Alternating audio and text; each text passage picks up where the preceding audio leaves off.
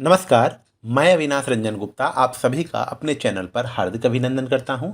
और आज हम इस वीडियो में अध्ययन करने वाले हैं हिंदी व्याकरण का एक बेहतरीन पार्ट जो अधिकतर कॉम्पिटिटिव एग्जाम्स में पूछा जाता है। वो है वाच्य। इसे अंग्रेजी में हम लोग वॉइस कहते हैं और हम लोग इस पर एक अध्ययन करते हैं। तो शुरू करते हैं।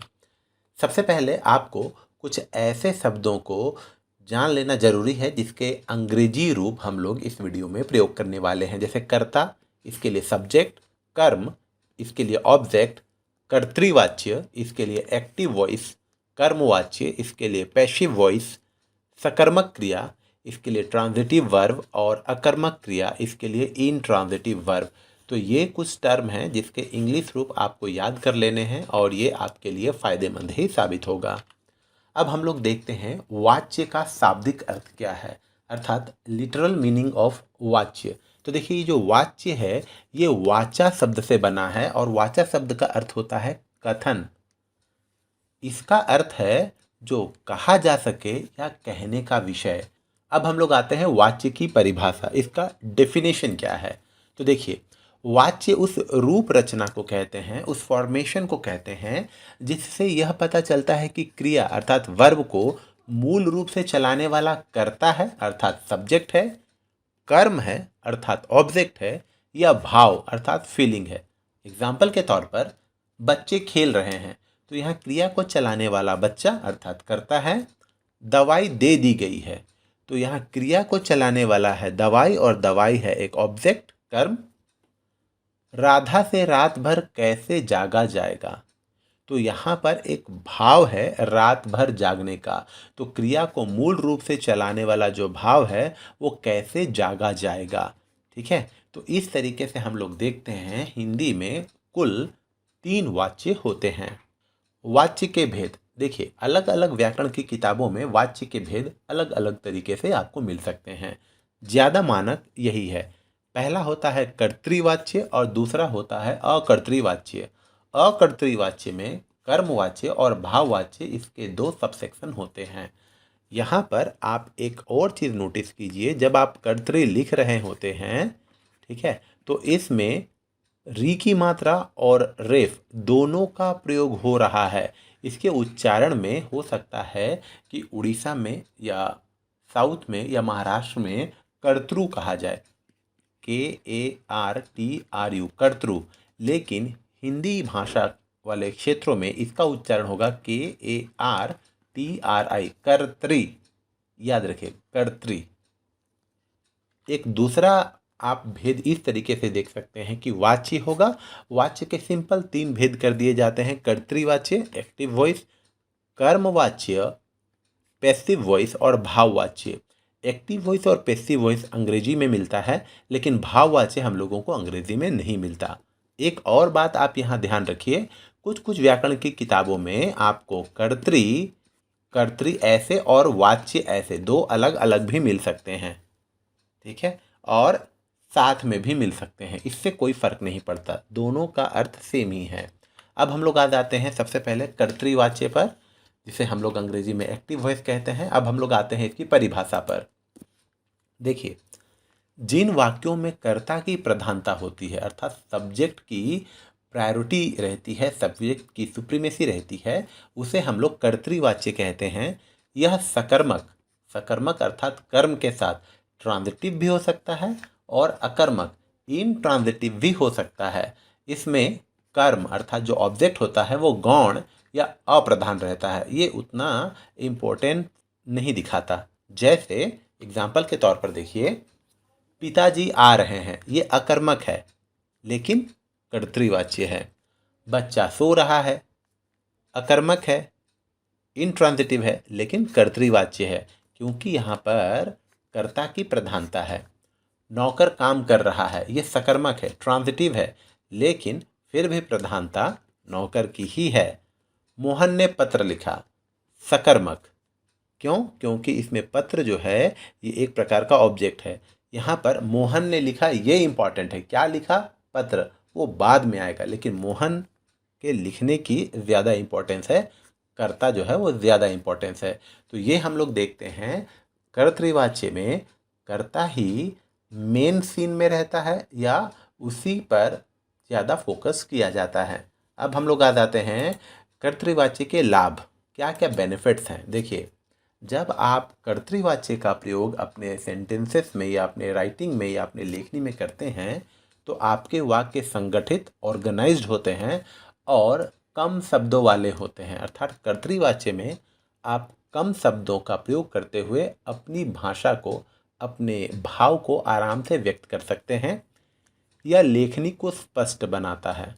ये लेखनी को स्पष्ट इसलिए बनाता है क्योंकि इसमें सिंपल कर्ता, कर्म और क्रिया, ये जो वाक्य साँचा है इसका प्रयोग होता है।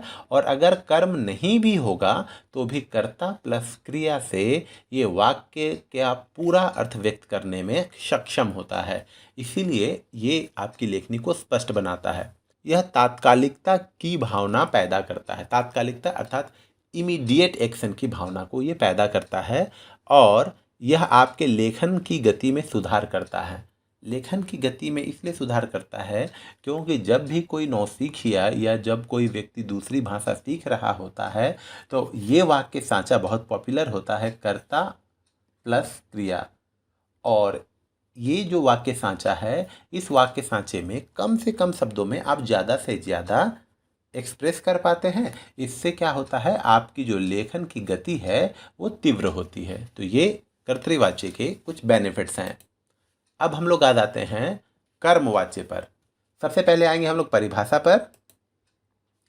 कर्मवाच्य की परिभाषा, इसे हम लोग अंग्रेजी में पैसिव वॉइस कहते हैं। देखिए, जैसे कर्तृवाच्य में कर्ता की प्रधानता थी, वैसे ही कर्मवाच्य में कर्म अर्थात ऑब्जेक्ट की प्रधानता होती है। इसके कारण कर्ता का लोप हो जाता है, अर्थात कर्ता जो है वो ओमिट हो जाता है। या अगर ओमिट नहीं होगा तो याद रखिएगा, कर्ता के बाद अर्थात सब्जेक्ट के बाद से का प्रयोग होगा, द्वारा का प्रयोग होगा या के द्वारा का प्रयोग होता है।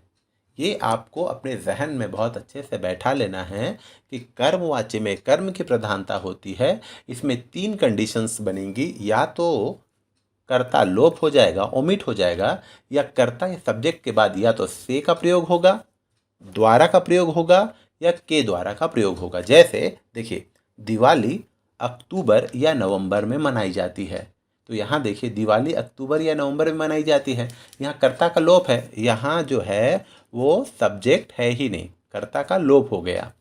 उसी प्रकार देखिए, आपका काम कर दिया गया है, यहाँ भी कर्ता का लोप है।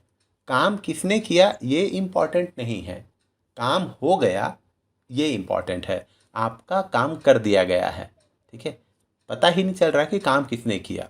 दूसरा देखिए, मोहन से यह मेज टूट गई, कंडीशन के हिसाब से कर्ता के बाद से आ गया है, तो ये हो जाएगा कर्मवाच्य। मोहन से यह मेज टूट गई, मेज टूट गई यहाँ ज़्यादा इम्पॉर्टेंट है।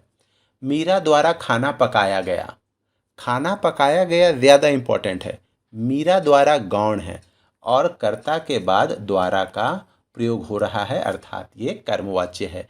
इसी आधार पर हम लोग ये देखते हैं, रमेश के द्वारा यह काम पूरा हुआ, ठीक है, कंडीशन थी कर्ता के बाद के द्वारा भी आएगा, यहाँ आ गया है रमेश के द्वारा यह काम पूरा हुआ।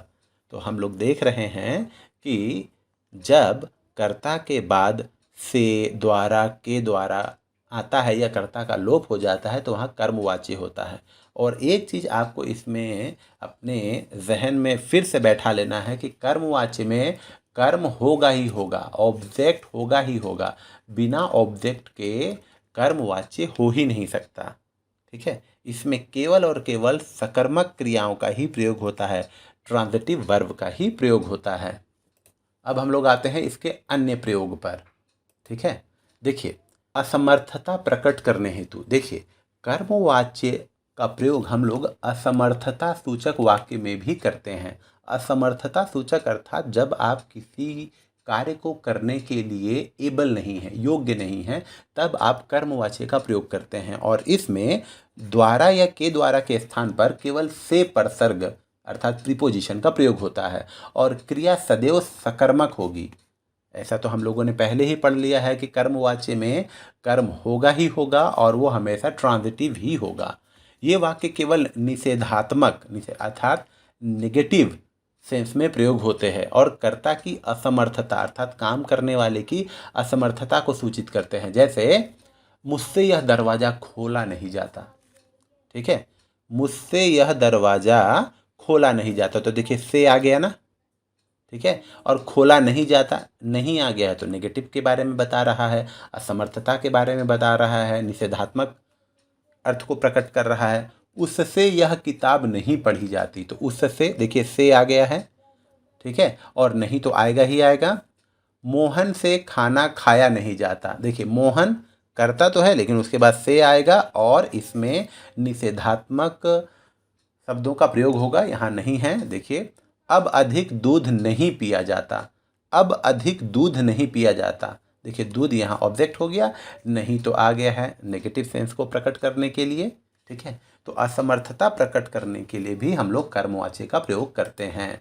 अब हम लोग आ जाते हैं प्रयोग स्थल, अर्थात कर्मवाच्य का प्रयोग हम लोग किन किन स्थलों पर करें।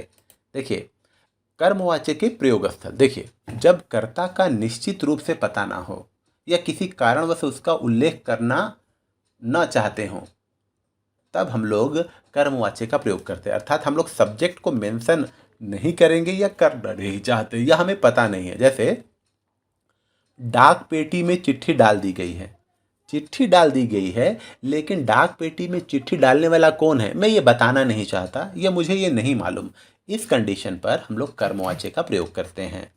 दूसरी, घड़ी मेज से चुरा ली गई है। अब कंडीशन यहाँ ये बन रही है कि घड़ी मेज से चुरा ली गई है लेकिन किसने चुराया है ये मुझे पता नहीं, इस कंडीशन पर हम लोग कर्मवाच्य का प्रयोग करेंगे। साइकिल की मरम्मत हो गई, ठीक है, साइकिल की मरम्मत हो गई, अच्छी बात है। किसने की मरम्मत, उससे मुझे कुछ लेना देना नहीं या मैं नहीं जानता या मैं उसको यहाँ बताना नहीं चाहता, इस कंडीशन पर हम लोग कर्मवाच्य का प्रयोग करते हैं। देखिए दूसरा जो प्रयोग स्थल बनता है वो है जब आपके बिना चाहे कोई कर्म अचानक हो गया हो, आप नहीं चाह रहे थे लेकिन वो कुछ हो गया। जैसे शीशा गिर गया और टूट गया, किससे गिरा, किसने गिराया, इसको आप मेंशन नहीं कर रहे हैं, ये कार्य ऑटोमेटिक या आपके बिना चाहे हो गया, इसीलिए शीशा गिर गया और टूट गया। तो यहाँ पर देखिए आप ये बताना नहीं चाहते या आप से ही अगर शीशा गिर गया है लेकिन आप ये बात अपने ऊपर आने नहीं देना चाहते या आप अपने आप को दोषी नहीं साबित करना चाहते या लोगों को नहीं बताना चाहते कि इसमें आपकी गलती है, तो ऐसे कंडीशन पर आप कहते हैं शीशा गिर गया और टूट गया। उसी प्रकार शीशे का गिलास छूट गया, ठीक है, मुझसे छूट गया, आप ऐसा नहीं कह रहे शीशे का गिलास छूट गया, तो इस स्थल पर आप कर्मवाच्य का प्रयोग करते हैं। तीसरी स्थिति बनती है जब कर्ता कोई स्वतंत्र रूप से व्यक्ति ना हो बल्कि कोई व्यवस्था, सिस्टम, सभा, समिति, सरकार, तंत्र का कोई व्यक्ति हो, ठीक है।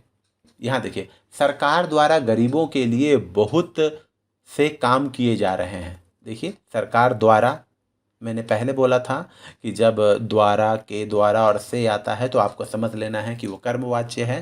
तो देखिए सरकार द्वारा गरीबों के लिए बहुत से काम किए जा रहे हैं, ये सरकार कौन है आपको मालूम नहीं, आपको सूचित किया जाता है कि कौन सूचित कर रहा है ये नहीं बताया जा रहा है, बस आपको सूचित किया जाता है कि।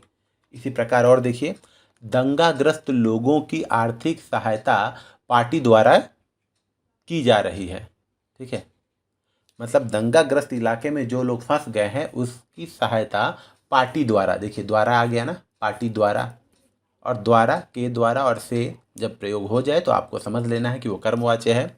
रुपए खर्च किए जा रहे हैं, ठीक है, रुपए खर्च किए जा रहे हैं, कौन कर रहा है, यहाँ तो करता ही नहीं है, ठीक है।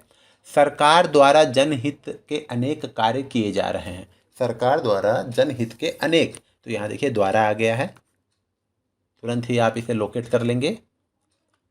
तीसरा देखिए सूचना, विज्ञप्ति आदि जहाँ कर्ता निश्चित नहीं है, ठीक है, जब आप कोई सूचना देते हैं या आप विज्ञप्ति या प्रेस कम्युनिक इसको बोलते हैं वो जारी करते हैं और वहाँ कोई जैसे कर्ता निश्चित नहीं है, तो इस कंडीशन पर आप कर्मवाच्य का प्रयोग करते हैं। जैसे बिना टिकट सफ़र करने वालों पर कार्रवाई की जाएगी। ये कार्रवाई का मतलब होता है एक्शन, याद रखिएगा। और एक होता है कार्यवाही। कार्यवाही कहने का मतलब होता है प्रोसीडिंग्स। ये प्रोसीडिंग्स वाला, इसको ये अलग होता है। हाँ, तो बिना टिकट सफ़र करने वालों पर कार्रवाई की जाएगी। कौन करेगा ये नहीं मेंशन किया गया है। अभियुक्त को न्यायालय में पेश किया जाए। कौन पेश करेगा ये इम्पॉर्टेंट नहीं है, लेकिन अभियुक्त अर्थात जिस पर आरोप लगा हुआ है उसे न्यायालय में पेश किया जाए। पटरी पार करने वालों को सजा दी जाएगी। पटरी अर्थात रेलवे क्रॉसिंग पार करने वालों को सजा दी जाएगी। कौन सजा देगा ये भी यहाँ पर खुलासा नहीं किया गया है। तो ये जो है वो कर्मवाच्य के प्रयोग स्थल थे। अब हम लोग आ जाते हैं कर्मवाच्य के प्रयोग के लाभ और हानि। देखिए, अगर हम लोग लाभ के बारे में बात करें तो यह कार्रवाई अर्थात एक्शन पर जोर देता है और इसका फल पड़ता है क्रिया पर। इसीलिए हम कार्रवाई के लिए जिम्मेदार व्यक्ति पर जोर नहीं देते। तो क्या होता है, पाठक के दिमाग में कार्रवाई ही अधिक महत्वपूर्ण हो जाती है, कार्रवाई करने वाला महत्वपूर्ण नहीं रहता। इनकेस अगर आप कोई कहानी लिख रहे हैं, आप कोई कथा लिख रहे हैं या कुछ बात कर रहे हैं जिसमें आपको कोई एक्शन या कोई ऑब्जेक्ट पर ज़्यादा फोकस करवाना है, तब ऐसे कंडीशन पर आप कर्मवाच्य का प्रयोग करते हैं। ये निष्पक्षता को बढ़ावा देता है। इससे क्या होता, सजा दी जाएगी, मतलब सभी को सजा दी जाएगी, जो भी पार करेगा सभी को। तो इस तरीके के सेंटेंसेस जो है वो निष्पक्षता को बढ़ावा देते हैं। और अगर हम लोग हानि की बात करें तो देखिए, ये वाक्य लंबे होते हैं। जैसे ही आप कर्मवाच्य का प्रयोग करते हैं वो वाक्य लंबा हो जाता है और दूसरी समस्या, इसे समझने में दिक्कत हो सकती है। जी, दिक्कत अर्थात समस्या हो सकती है आपको इसे समझने में। इसके पीछे कारण है क्योंकि इसमें बातों को थोड़ा सा घुमा कर प्रकट किया जाता है। और जब कोई व्यक्ति दूसरी भाषा सीख रहा होता है तो वो कर्तृवाच्य में जितने अच्छे से वाक्य संरचना सीख जाता है, वाक्य सांचा का अभ्यास कर लेता है, कर्मवाच्य में उसे थोड़ी सी दिक्कत होती है। इसीलिए ये कर्मवाच्य की हानि में आता है। अब हम लोग आ जाते हैं भाववाच्य पर। देखिए, अंग्रेजी में भाववाच्य नहीं है, ठीक है, केवल हिंदी में भाववाच्य है। अब हम लोग इसकी परिभाषा देखते हैं। भाववाच्य, भाववाच्य में भाव प्रधान होता है, न कर्ता न कर्म, भाव प्रधान होता है। इसमें वक्ता का कथ्य बिंदु क्रिया से प्रकट होता है। इसमें अकर्मक क्रिया, ये इंट्रांजिटिव ही होगा। नोटिस कीजिए, देखिए जो कर्तृवाच्य है, कर्तृवाच्य, इसमें क्या होगा ना, ये सकर्मक और अकर्मक दोनों हो सकता है, ट्रांजिटिव और इनट्रांजिटिव दोनों हो सकता है। अगर वो ट्रांजिटिव है तो आप उसे कर्मवाच्य में बदल सकते हैं। जैसे Ram Yeats mango, for example. हाँ, तो आप देख रहे हैं मैंगो क्या है, मैंगो एक प्रकार का ऑब्जेक्ट है। तो mango is eaten by Ram, आप इसे पैसिव वॉइस में कन्वर्ट कर सकते हैं। तो कर्तृवाच्य में जब कर्म होगा तो आप उसे कर्मवाच्य में अर्थात पैसिव वॉइस में कन्वर्ट कर सकते हैं। लेकिन जब कर्तृवाच्य में कर्म नहीं होगा तो किसी भी कंडीशन पे वो कर्मवाच्य में कन्वर्ट नहीं होता। ठीक है, कर्मवाच्य में कर्म होगा ही होगा, चूंकि वो कर्म है तो कर्म होगा ही होगा। और भाववाच्य में सिर्फ अकर्मक, सकर्मक की कोई चांसेस नहीं, सिर्फ अकर्मक। ठीक है, जैसे अब चला जाए, ठीक है, ये भाव को प्रकट कर रहा, अब चला जाए। थोड़ी देर सो लिया जाए, मुझसे चला नहीं जाता। ठीक है, अब आपको लग रहा होगा सर ये तो अभी हम लोग थोड़ी देर पहले ये देखे थे कि से आ जाता है और नहीं आ जाता है, तो वो असमर्थता प्रकट करने के लिए जो हम लोग कर्मवाच्य का प्रयोग किए थे वो है। लेकिन नहीं, उसमें ऑब्जेक्ट रहना ज़रूरी है और इसमें ऑब्जेक्ट नहीं है। ये नोटिस आप जरूर कीजिएगा। अब हम लोग आ जाते हैं प्रयोग स्थल पर।